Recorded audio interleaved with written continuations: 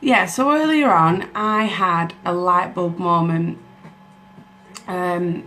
especially over these last coming weeks. I've had a lot of people come to me and say, how do you deal with your anxiety?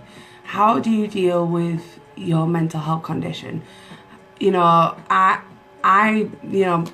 most people I opened up the same and said, look, I'm struggling. So they've come to me and said, I know you suffer from anxiety. I know you suffer from a mental health condition, because I'm quite open about it. And I get asked for advice all the time. You know, I get people in my inbox saying, look, Nat, I'm having a really hard day. Can you help? I know you've been through hell. And so yeah, I get asked a lot, what are your coping techniques? What do you do to get through your day?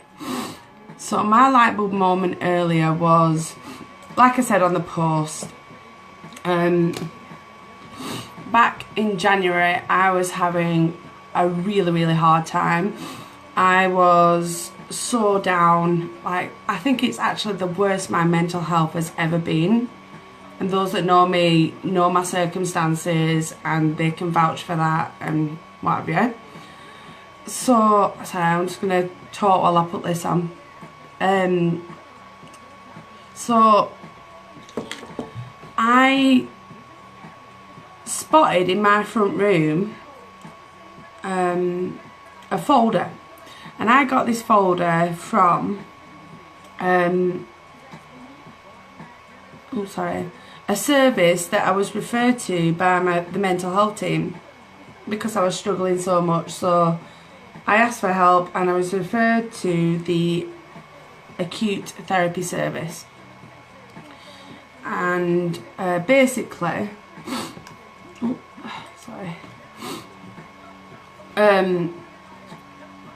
what I learned in this therapy, it was a 9-day course, intense therapy event group, and what I've learned from that I use on a daily basis to get through.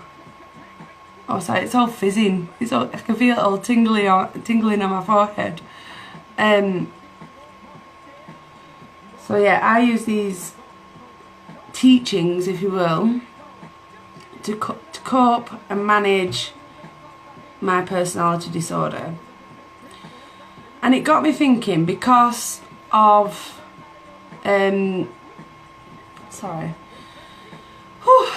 because I get asked a lot for advice, why not share what you learned in them 9 days and the other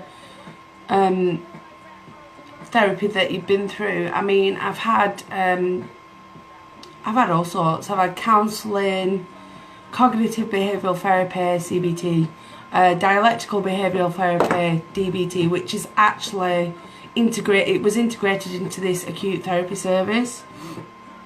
So basically, I just want to share what I've learned with everybody else. So my light bulb moment, like I said, was if people want my help, people want to listen, then I'd be willing to share all what I've learned, basically. I mean, I've got the folder, just bear with me one sec. Ooh. So yeah, this folder here has everything that I've learned in those therapy. It's amazing.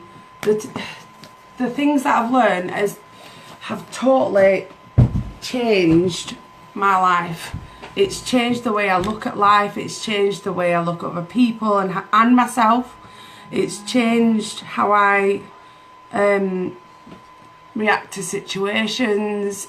It's changed everything. So I thought, well, why not do some live feeds, just going through each and every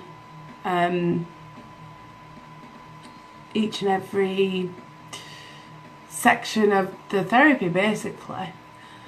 And I was just yeah, because I love talking. No, I don't just love talking, but I do, but you know. Hi Linda. I love talking anything about mental health. I'm an advocate for mental health. Anyone that, you know, it's 1 in 4 people are affected by mental health issues. And if I can, you know, reach out and help anybody who's suffering, then I will, because I know all too well. I've been there. And, you know, it makes me feel good. It makes me feel like I'm contributing to society. It makes me feel positive. Yeah, because I've often felt like I've been alone. I mean, don't get me wrong, I've got friends, I've got family. Oh, there's a bit of hair. Oh, that's going to bug me. I can't find it. Oh. No. Oh, that's going to annoy me.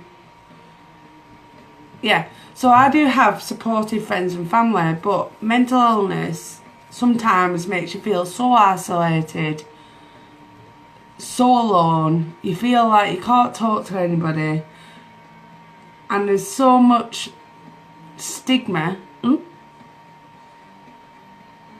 I think I've got it. Oh no, I don't know. Yeah. There's so much stigma that surrounds it. People are scared to speak out and ask for help. So with that folder, I thought I may be able to help those that don't have the help, if you understand what I mean. I mean, it took quite a long time process for me to access this therapy. You know, I've gone through years of struggling, and even when I did reach out and ask for help, you know, the country we live in has very limited resources when it comes to it. There's lots of waiting lists, lengthy waiting lists. I mean, I waited, I think it was like close to 18 months before I got before I got my first therapy session. And I know there's loads of people out there in the same situation that are stuck on waiting lists and stuck feeling like they can't cope. And yeah, so like I said, my idea was to share what I've been taught with people, so one, they're not having to wait, as you know, or feel like, you know, they're not having to wait as long, or they feel supported whilst they are waiting. Two, like I said, they feel supported.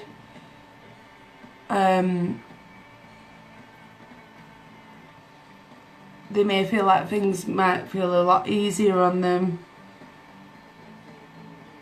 I honestly think because what it is, this acute therapy service, it was, well actually I'll get the thing in a minute and just explain what it is,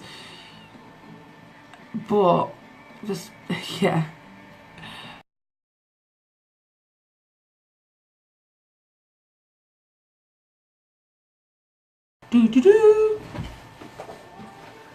So yeah, as I was saying, this folder is my lifeline at the moment. Whenever I'm having a really shitty day and I'm finding that my anxiety and depression and my personality disorder is getting the better of me, I go to these skills. And like I said, I really want to share them because, like I said, people message me all the time saying, I'm feeling like crap, can we talk? Yeah. Sorry, I'm just going to try, I don't like that song. There we go. So, like I said, this is my certificate of attendance at the acute therapy service. I completed that. It was, like I said, it was a 9-day course, and it focused on these. Oh, got an itch. Sorry. It focused on things like mindfulness. I don't know if you guys have heard that, but it's a really good skill to have. Occupational goal setting. So like establishing what you want from life, what you know, not like major. Well, it can be plans for the future, but like if you've got to do something, say next week, and if you're struggling, if you're like, oh, I feel like rubbish, how am I going to get there? What am I going to do? You know, that's a skill in itself to, you know, make goals. So then, also it focuses on emotion regulation. I'll explain a bit more about that after. Occupational balance, arts and crafts, sleep hygiene. That's a huge one, because I'm noticing, because I've not been sleeping very well just lately. I do use my skills, but sometimes life does just kick you in the teeth and say, no, you're not sleeping. So, but I've noticed as well, because I'm not sleeping, and yeah, Facebook is just there all the time, and I'm noticing that other people are online that, you know, that are in my time zone, so they're not sleeping either. So, yeah. States of mind, self-soothing, and crisis skills. So that was basically what that therapy course was all about. So like I said, that was 9 days, but I did back, I think it was April last year, I started on a DBT therapy skills course as well, and that was a 6-month program, focusing on 4 core areas. Some of them I've just mentioned. Just bear with me and I'll explain it, because these skills, I genuinely believe that they should teach them in schools, because this world is a cruel place sometimes, and some people can deal with it, some people can't. Some people struggle, some people are just like, you know, it's all good. So yeah. So DBT stands for Dialectical Behavioural Therapy. And it's aimed, sorry, I am reading the notes. It's, you know, I am prepared, but I'm not. It's kind of weird. I was doing my skincare regime, but I'm really passionate about this. I'm, you know, like I said, I'm a mental health advocate. I'm there for anybody that, oops. I'm there for anybody that struggles with it. So, like I said, DBT is a psychotherapy aimed at helping people to learn how to achieve behavioural stability. So, how can I explain this? Oh, yeah. It's I'm no expert, but I've done this. It's like planted in my brain. It's just hard for me to express sometimes. So for instance, a life problem will happen. Say for instance, you break up from a relationship. Say for instance, somebody dies. Say for instance, you lose your job. This therapy is aimed at preventing harmful coping mechanisms like risky behaviours, impulsive behaviours. This therapy is aimed at showing you helpful behaviours on how to cope with the situation. So for instance, a risky behaviour would be, say for instance, if you lost your job, you know, a risky behaviour, unhelpful behaviour would be going home, you know, feeling really down and depressed about it and using something harmful to cope with that. Say for instance, whether drink, drugs, self-harm, you know. So they're risky behaviours, and this therapy is aimed at, is designed to prevent those risky behaviours. It's designed to make you think about finding other ways to cope with whatever it is you're dealing with that's particularly difficult in that time. So like I said, it was a 6-month programme, and it was based around 4 core modules. So the first module that I did was mindfulness, and now this module was integrated within the other 3 modules as well. So it was a biggie. It was really helpful. So people with mental health conditions, whatever it may be, especially personality disorders, have a tendency to act impulsively, and they respond to situations, reaction. They respond to situations sometimes can be, like I said, harmful or risky or just unhelpful, and it's prevented them from, I don't know how to say this, it prevented them from living the fullest life they can, because they were too focused, well not focused, but too busy reacting in a way that wasn't helpful. So they tend, like I said, they tend to react rather than respond to situations and thoughts and feelings. So yeah. And what mindfulness does is it's essentially a way of slowing things down, so that you can notice what's going on, notice your feelings, acknowledge your feelings, assess your feelings and your thoughts. So if you're able to slow things down when you, say for instance, something happens and something bad happens and you automatically just go "Whoa!" and react just instantly, that sometimes isn't helpful. So mindfulness is a way to slow things down, so then you can assess things in a better way. You can proceed with your next actions in a better way. It's great. There's loads of different mindfulness techniques to practice. This is what I think I really want to share them because they are really helpful. I know, for instance, in the past, I've often reacted to certain situations in my life just going in full hog, and not thinking before I act. I'm sure everybody does that, just instant reaction without thinking about what they've done, yeah.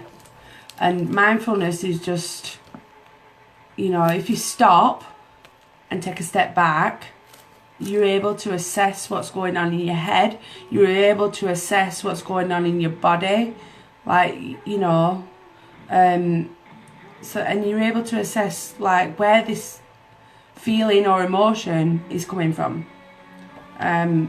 So yeah, mindfulness is a great thing. I use it all the time. I'll tell you one thing that I do.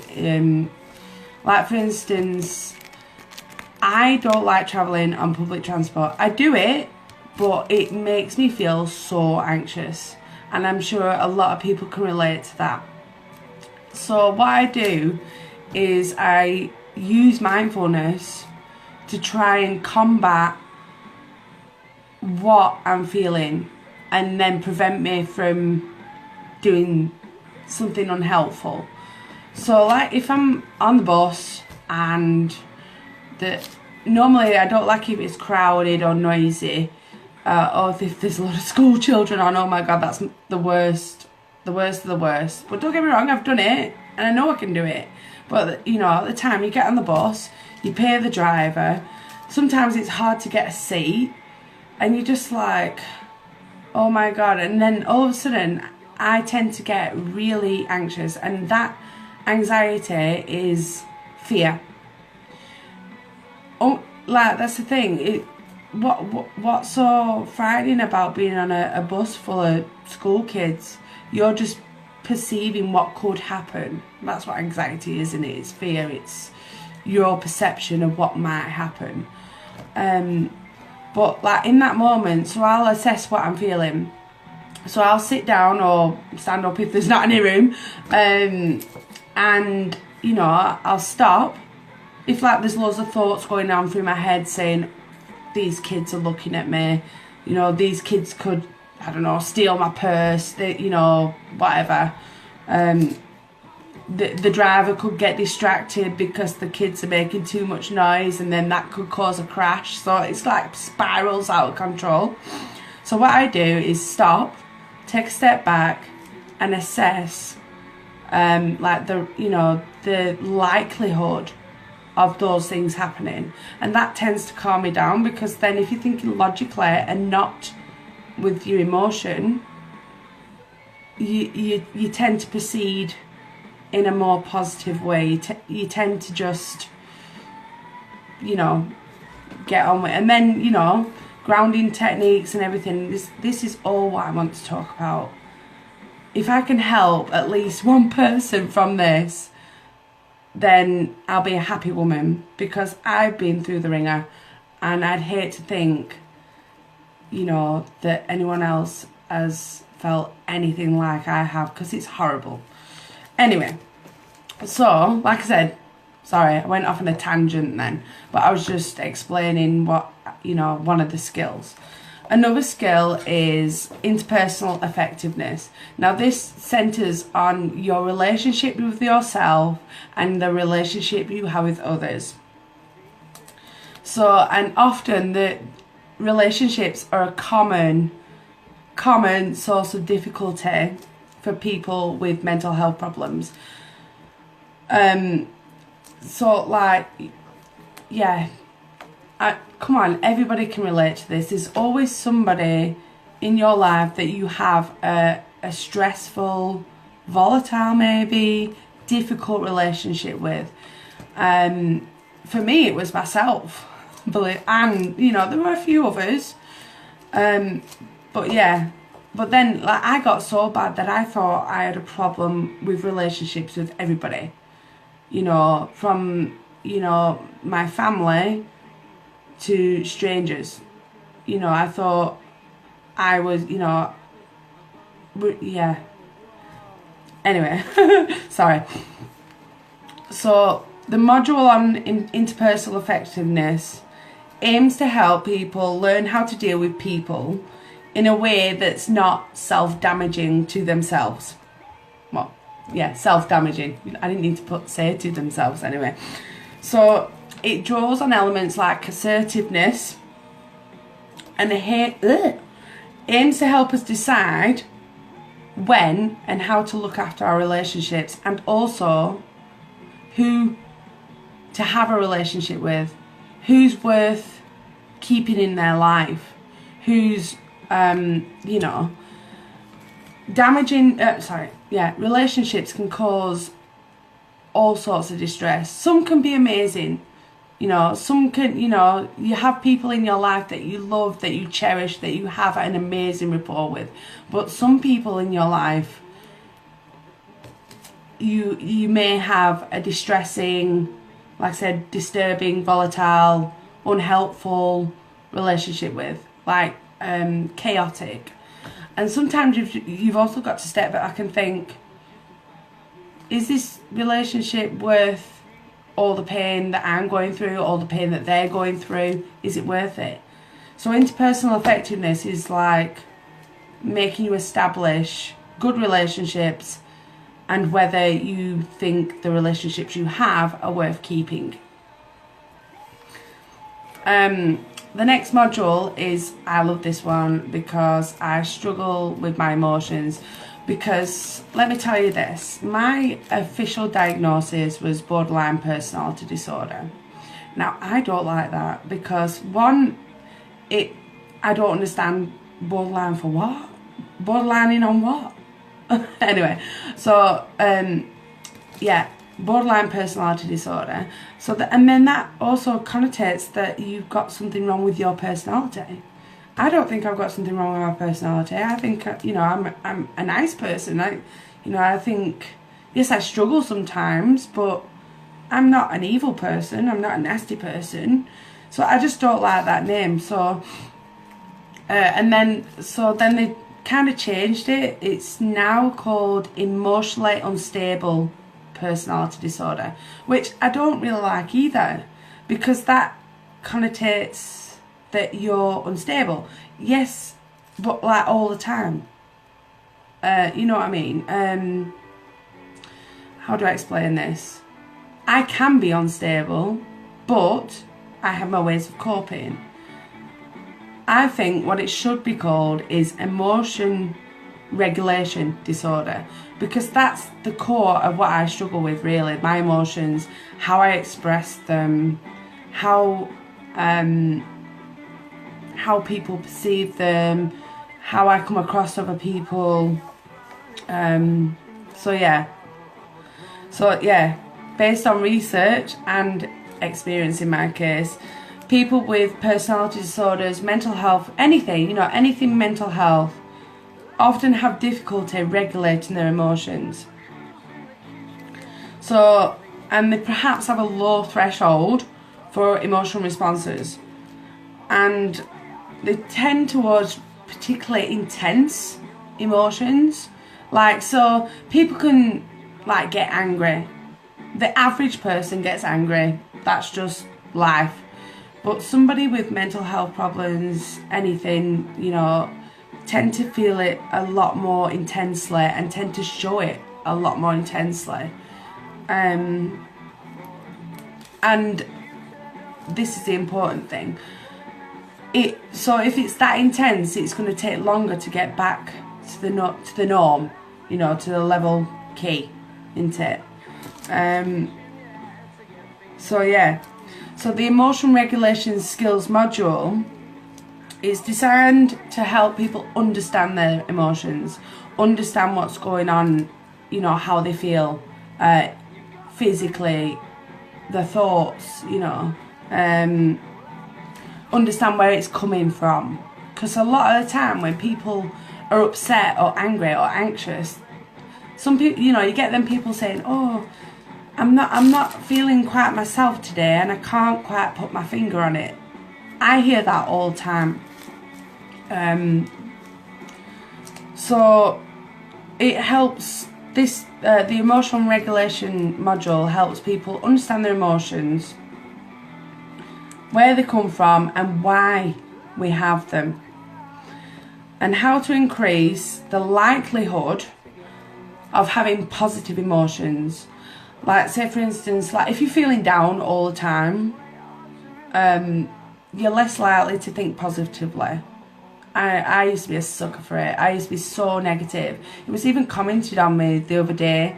Like someone mentioned that they'd seen a complete turnaround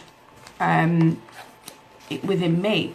I used to be very, very negative, and they said the difference in you is amazing, you know, because I think a lot more positively. I'm using these skills to make sure I don't get into that negative lull, because negativity feeds itself, and negativity feeds anxiety, and it feeds into the mental health, and that's not good.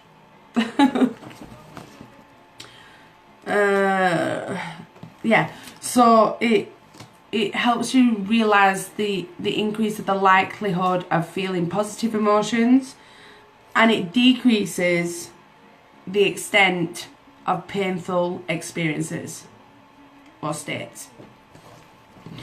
And the last module within this DBT is called distress tolerance. So this is basically how to cope when you feel absolute baba. And I say that it might, you know, I'm making light of it. So basically, when you're at your lowest low, how the hell do you cope? And these distress tolerance skills are there to help you get through it. So even if we are looking after ourselves and our relationships and our emotions, there will still be times that we feel acute, horrible, awful distress, and sometimes we feel, oh, I can't deal with it, I can't deal with it. So the distress tolerance skills, I aim to, Hi Sherry. Sorry, I feel like I've been rambling on, but I have got a point. So these skills, I aim to help people to learn how to get by at crisis point without resorting to damaging, impulsive, unhelpful behaviours.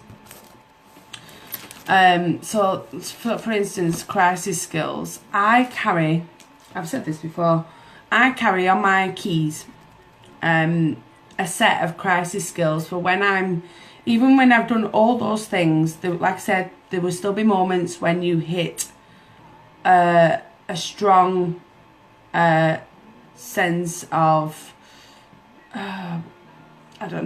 despair. So then you hit crisis, you know, it builds up and builds up and spirals and spirals and spirals. So then, yeah, you hit crisis point. So my way of dealing or preventing to even getting to that point, I have a set of skills that I've made into like a little key ring. And they're like little, what are they called? Like pointer cards, you know. Prompt cards, that's it. So I have like 5 prompt cards on my keys. And if I'm ever out and about and I'm feeling low and I'm feeling like getting, you know, despite using all my skills, I'm getting to crisis point, I will use these prompt cards as a way to calm myself and bring my emotional state back down to a level key where I can just carry on. There's loads, like I've mentioned before, the ice dive. So for instance, I'll give you an example. A few months ago, when I didn't have these skills, when I had an argument with someone, I always felt that I couldn't get my words out. I expressed my anger in a very unhelpful way. I used to shout, scream, get frustrated and not knowing what to do with that. And I felt like I wasn't being listened to, but who would listen to someone that's screaming at them? So, yeah, but I just couldn't get that through my head. So I thought, oh my God, nobody cares, nobody's listening, blah, blah, blah. So I'd get to crisis, what do? I cannot control this emotion. Nobody else will help me. I'm going to resort to an unhelpful behaviour, which usually was, I'll be honest, it used to be self-harm. Or I'd go and binge drink. Yeah. So to stop that, to prevent that, what I found this is really helpful. Like if I've had an argument with someone, I feel like I've not got all my feelings out, I stop myself, take a step back, and I go upstairs into my bathroom, fill the sink with cold water, preferably putting some ice in it, but get it as cold as you can. And what I do is I just immerse, like, this part of my face. I take a deep breath and immerse this part of my face into the water and leave it there for a couple of minutes. Well, at least 30 seconds. And what that does is, I think it's called the diver's reflex. Because you've taken a breath and it's a shock to the system and it's cold, when you come back out of the water, you're instantly, because it's been a shock, your heart rate goes down, your blood pressure goes down, And because it's such a shock to the system, you often forget what the hell you were so angry about or frustrated about. So that leaves your mind clear enough to assess the situation and proceed in a more positive way. And I found that, you know, that can help for anything. You know, if I'm feeling anxious, like if I've got to go on a bus, or if I've got to go on a train, or if I've got to go on a journey, and if I feel like I will go and do that, and then it just instantly calms me down. It's amazing. But anyway, sorry, I feel like I've chewed your ear off. But that's basically, those are the core modules of this DBT therapy that I did, and the acute therapy service that I did. And I want to share them with you guys, because it's hard. It's really hard when you think you've got nobody. And even if you have reached out and you have gone to your doctor and you have done all the right things, you get put on a waiting list and you're feeling impatient, you feel like you can't cope. So if there's a resource out there to help, and if I can provide it, I'll do it. Because I didn't have this. You know, I had to make my own way, and I did. I relapsed on many occasions, but that doesn't mean that I failed, because I kept on going. I kept on going, and I swear I've never felt more positive, more worthwhile, more like a human being, more like me in so long. I will not let this illness beat me. I will not let this illness consume my life, because it doesn't just affect me. It affects my family. It affects my friends. You know, I'd hate to think that I couldn't be a mum to my 2 girls, because I'm too consumed in this awful mental illness crap. So, my plan is to come and do daily lives and just talk about some of the things, like go through this. I mean, yeah, it's massive, but I'll pick out stuff out of this book that I think is worth sharing. So yeah, please share, because like I said, 1 in 4 people are affected with mental health issues. And if I can help just one person, then, you know, I can say I've done something with my life that's worthwhile. So please share. I'd really appreciate it. I will be coming on daily lives to talk about things like this, as well as my makeup. So I started off doing my skincare regime, and I've just gone on to talking about, yeah, advocating mental health is my passion. I